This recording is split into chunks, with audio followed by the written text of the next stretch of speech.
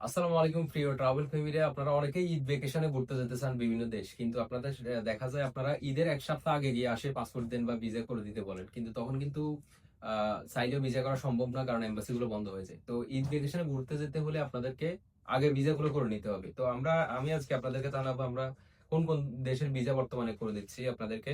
প্রথমত আপনারা এই মুহূর্তে আপনারা আমাদের থেকে রাশিয়ার ভিসা নিতে পারবেন। রাশিয়ার ভিসা, জাপানের ভিসা, তুর্কির ভিসা, তারপর হচ্ছে কুয়েত, তারপর হচ্ছে থাইল্যান্ড, মালয়েশিয়া, কাতার, মিশর। এখানে একটা আপনাদেরকে অফার, সেটা হচ্ছে মিশরে যদি আপনি ভিসা নেন, কাতারের ভিসা আমরা ফ্রি দিচ্ছি মিশরের সাথে।